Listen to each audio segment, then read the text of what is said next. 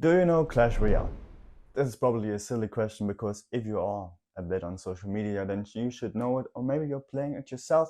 And if you have children, then you should also know this game. It's basically a 1v1 real-time card game where you have 3 towers, I have 3 towers, and whoever defeats the towers of the other one, the fastest wins the game. They have also those little cards that are being randomized, and you can choose from up to 8 cards. Then they fight against each other and they affect the towers. This game was released in 2016 and now it has such a major hype after 9 years. And I have to admit that even I played this game again. And then I asked myself, why is it so popular now and what does it do psychologically? Let's start with the comeback. In mid-2025, so this year, the game suddenly saw major numbers after 9 years of existence. AdMagic reported that in July it had a revenue of $70 million.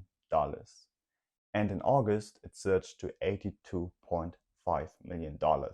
So a massive win for Supercell, the company that released the game. The daily active user base in the second quarter of the year was now at 17.8 million players every day.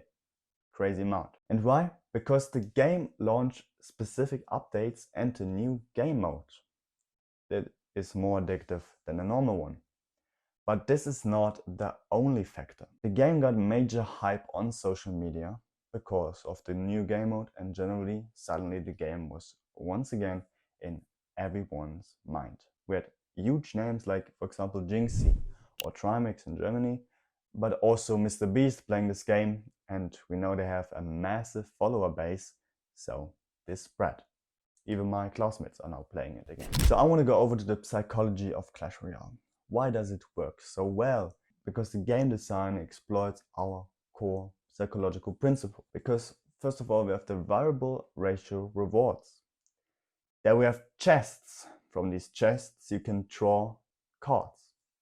And these cards you can upgrade in order to get better at the game. Because the cards in the match are randomized, you don't know which card you're going to pick from those 8s you picked before, and this also affects the outcome of the match, and it's always variable, it's always randomized, at least on a lower level. And this randomization triggers our nucleus accumbens, which is part of our dopaminergic system. Dopamine is being released.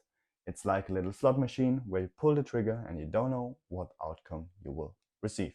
Then we have progression systems in the game. There we have the trophy path where you can basically, after every match, you gain some trophies and you level up, you rank up, and this basically satisfies our achievement motivation.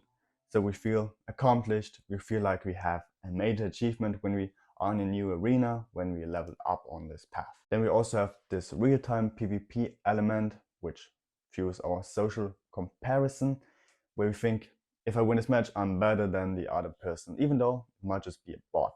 But this is also part of the system. This heightens our adrenaline in our brain, but if we then lose, we try to regain this feeling of winning. And if we lose and lose and lose, we become tilted. And then we are being let off the leash and try to play until we win. But there we have gambler's fallacy. A gambler might lose a game and then thinks, the next one I'll win. And then he loses and loses and loses, and he thinks, I lost so many times, the chance of me winning must be 100%, forgetting that the chance of winning is always just 50%. And this is the same thing for Clash Royale here. The problem is that we're also having a flow state. A flow state is perfect, can lead to heightened productivity and so on, but in the game it just leads to us playing more and more and more, because we always have this challenge skill balance.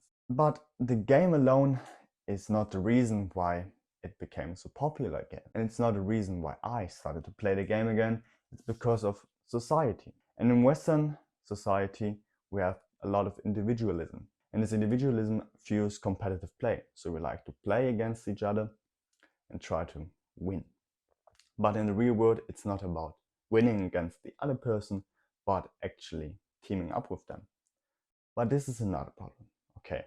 The major factor why I started playing the game again was social media, because so many major names started to play this game, and suddenly everybody knew about it, everybody was playing it again, and my friends started to play it. So I was thinking, everybody's playing, maybe I should play it as well.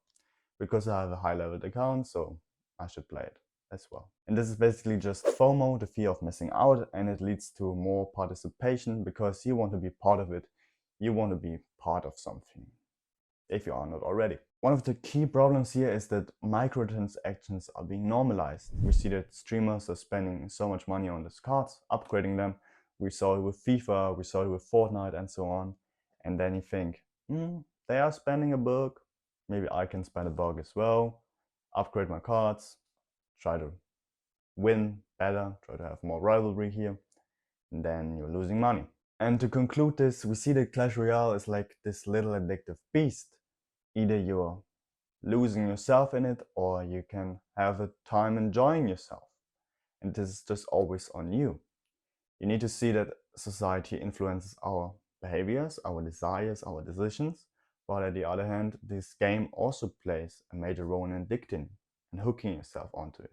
So always be aware, then you can enjoy the game, play a few rounds, and then go off, go into nature. And if you enjoyed this video, please consider leaving a like and subscribe.